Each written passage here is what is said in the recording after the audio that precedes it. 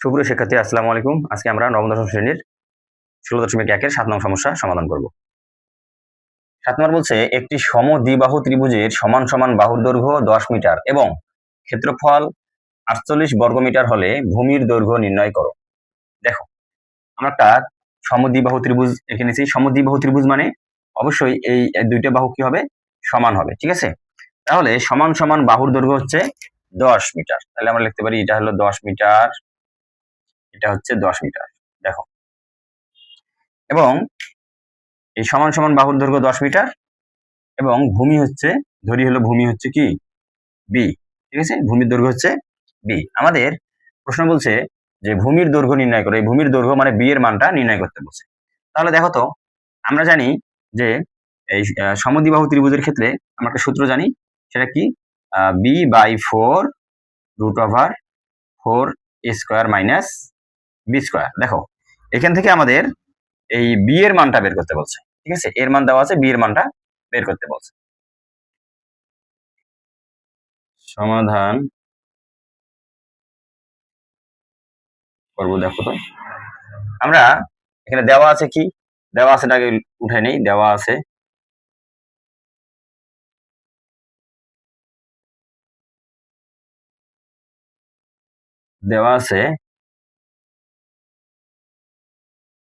সমদ্বিবাহু ত্রিভুজের, দেওয়া আছে সমদ্বিবাহু ত্রিভুজের কি?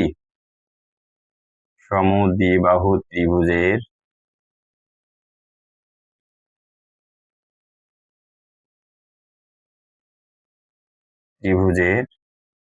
ক্ষেত্রফল।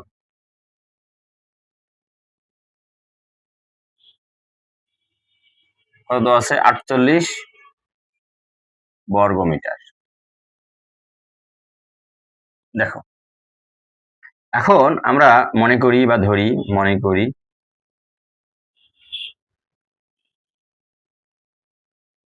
করি সমদ্বিবাহু ত্রিভুজটির বা দ্বিবাহু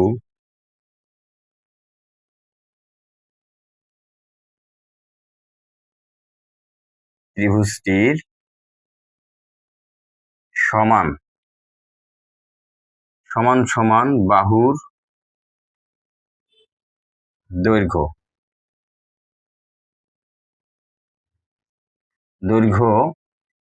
a = 10 মিটার। প্রশ্ন থাকতে পারে যে এখানে তো 10 মিটার দেওয়াই আছে, তাহলে আমরা ধরি কেন লিখলাম? ওখানে 10 মিটার দেওয়া আছে, আমরা a = 10 মিটার ধরলাম, এই জন্য আমরা ধরি লিখবো, হ্যাঁ, বা মনে করে লিখবো। তাহলে আমরা জানি সমদ্বিবাহু ত্রিভুজের যে ক্ষেত্রফলটা ওইটা লিখবো। আমরা জানি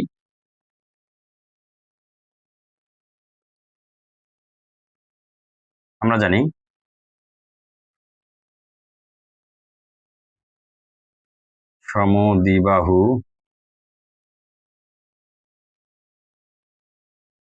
ত্রিভুজের ক্ষেত্রফল সমান কি? b/4 √4 a² - b² বর্গ একক। যখন আমরা সূত্রটা লিখবো তখন অবশ্যই শুধু বর্গ একক লিখবো, বর্গ মিটার বা বর্গ কিমি সেমি কিছুই লিখবো না। ওকে, দেখো তো, আমরা আমাদের মতো করে আমরা জানি যে সমদ্বিবাহু ত্রিভুজের ক্ষেত্রফল b/4 ইন্টু √4 a² - b²। এটা আমরা আমাদের মতো জানি, কিন্তু অঙ্কের মধ্যে একটা ক্ষেত্রফল দেওয়া আছে ৪৮ বর্গমিটার। তাহলে ত্রিভুজ কিন্তু একটাই, একটা ত্রিভুজের এটা আমরা জানি ক্ষেত্রফল, এবং ওরা প্রশ্নে দেওয়া আছে ৪৮ বর্গমিটার ক্ষেত্রফল। তাহলে অবশ্যই একটা ত্রিভুজের দুইটা ক্ষেত্রফল অবশ্যই একই রকম সমান হবে। তাহলে আমরা এইটা সমান এটা লিখতে পারি। এখন প্রশ্ন বলতে পারো যে কেন আমরা এইটা সমান এটা লিখবো, বা শর্ত মতে দিয়ে আমরা যদি এইটা সমান এটা লিখি কেন লিখবো? আমরা এই বি এর মান নির্ণয় করি অথবা এ এর মান নির্ণয় করি, যার মান নির্ণয় করি না কেন, আমরা অবশ্যই একটা সমীকরণ গঠন করে মানটা নির্ণয় করতে পারি। সমীকরণ গঠন ছাড়া কিন্তু আমাদের মান নির্ণয় হবে না। তাহলে আমরা সমীকরণ গঠন কখন করব? যখন দুইটা সমান হবে। সমীকরণ কাকে বলে? সমান চিহ্ন সংবলিত বীজগণিত রাশিকে সমীকরণ বলে। তাহলে আমরা লিখতে পারি যে শর্ত মতে বা প্রশ্ন মতে। হ্যাঁ, এটা কিন্তু আমি ক্লিয়ার করে দিলাম। অনেকেই বোঝে না যে আমরা কেন কখন আমরা শর্ত মতে লিখবো, কখন আমরা শর্ত মতে দিয়ে এটা সমান এটা লিখবো। যখন আমরা একই জিনিস দুইটা পাবো তখন অবশ্যই আমরা এইটা সমান এটা লিখতে পারবো। b/4 √4 স্কয়ার মাইনাস কি b স্কয়ার ইকুয়াল কত 48। ওকে, বাহ। আমরা দেখো তো এটা 4টাকে ওদিকে পার করে দিতে পারি না? আমরা লিখি b আবার এখানে 4 এর মান আমরা বসাই দিলাম 10 এর উপর স্কয়ার মাইনাস b স্কয়ার, ঠিক আছে, ইকুয়াল আমরা 48, এটা ভাগ আছে এদিকে এসে গুণ হবে 4। বাহ, এখানে b ঠিক থাকলো √4 ইন্টু 100 বিয়োগ b স্কয়ার। আমরা b স্কয়ারের কাজ করব না, আর করতেও পারবো না, আমরা b স্কয়ারের মানটা আমরা বের করব, ঠিক আছে। এটা গুণ করবে 4 32 এর 2 হাতে হচ্ছে 3 4 16 17 18 19 192। ওকে, বাহ। এখন আমরা উভয় পক্ষ থেকে আমরা বর্গ করতে পারি। দেখো এই রুটটা উঠাই দেওয়ার জন্য না, আগে আমরা গুণ করে নিই। হ্যাঁ, গুণ করে নিই আগে আমরা। দেখো b এটা গুণ করলে হবে 400 বিয়োগ b স্কয়ার ইকুয়াল 192। বাহ, আমরা এখন এই রুটটা উঠাই দেওয়ার জন্য আমরা বর্গ করতে পারি উভয় পক্ষে। দেখো b √400 বিয়োগ b স্কয়ার, এটার উপর আমরা কি করবো দেখো তো, স্কয়ার দেবো 192, এটার উপর আমরা কি দেবো স্কয়ার দেবো। ওকে, বর্গ করলাম। আমরা এখানে লিখতে পারি যে উভয় পক্ষে বর্গ করে।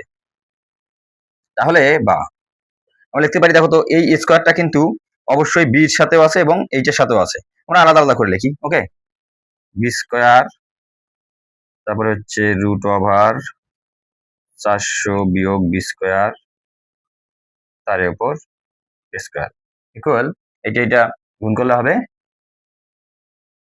192 কে স্কয়ার করলে হবে 36864। ঠিক আছে, দেখো তো আমাদের এখানে আবার স্কয়ার রুট কাটা যায় না? এখানে স্কয়ার রুট কিন্তু কাটা যায়। ওকে, উপরে যাই।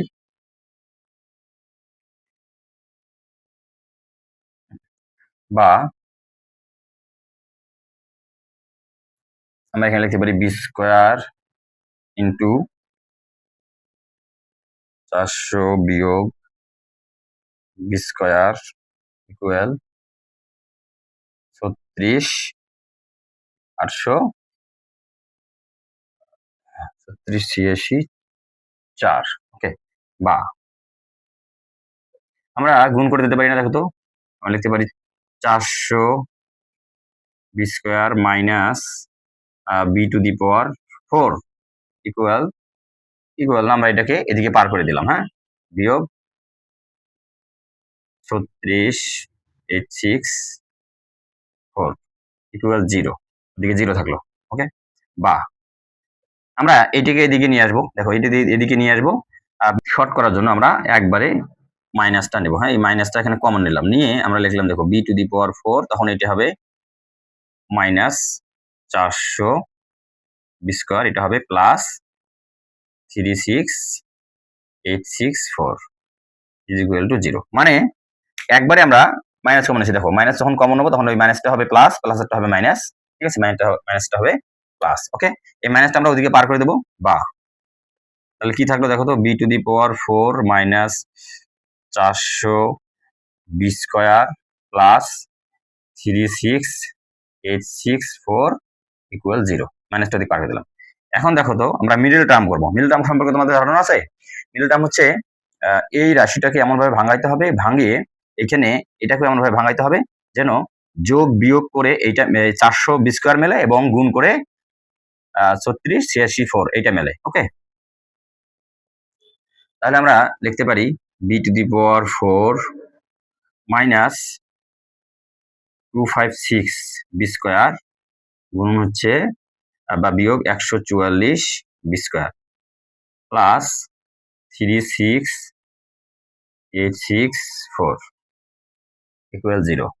মানে আমরা এখানে এমন ভাবে ভাঙাইলাম, এই দুইটা গুণ করলে তোমার হচ্ছে 400 হবে, সরি বিয়োগ যোগ করলে হবে 400 এবং গুণ করলে হবে 36,864। ওকে, এখান থেকে আমরা এখন b স্কয়ার কমন নেব। দেখো তো b স্কয়ার কমন নিলে কি থাকে, b স্কয়ার মাইনাস 256 এখান থেকে আমরা 144 কমন নেব।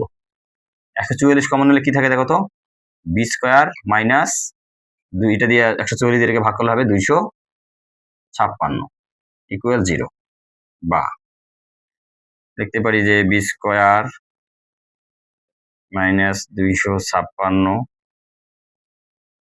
Into B square minus 144 equal 0। আমরা জানি যে দুইটি রাশির যদি গুণফল শূন্য হয় তাহলে প্রত্যেকটা রাশির আলাদা আলাদা মানও শূন্য হয়, ঠিক আছে। আমরা জানি যে দুইটি রাশির যদি গুণফল শূন্য হয় তাহলে আমরা প্রত্যেকটা রাশির মান আলাদা আলাদা মানও হচ্ছে শূন্য হয়। তাহলে আমরা লিখতে পারি বা B square minus 256 equal 0। Okay, এইদিকে আমরা লিখবো or B square minus 144 equal 0, বা বি স্কোয়ার এদিকে থাকলো ইকুয়াল, এটা যদি পার করে দিলাম 256, হ্যাঁ, বা এখানে বি রাখলাম ইকুয়াল 256, ঠিক আছে। এর স্কোয়ার দিয়ে যা কি হলো, রুট হয়ে গেল, সুতরাং বি ইকুয়াল এটাকে রুট করলে হবে 16। ওকে, 16 হবে। এখানে আবার দেখি, আমরা লিখি বা বি স্কোয়ার এদিকে ওইদিকে পার করে দিলাম হলো 144, বা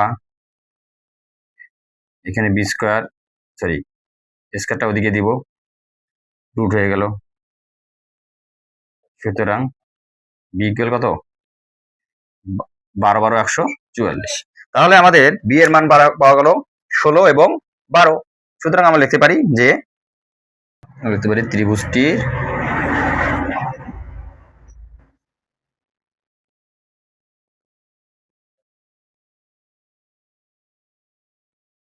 ভূমির দৈর্ঘ্য 12 মিটার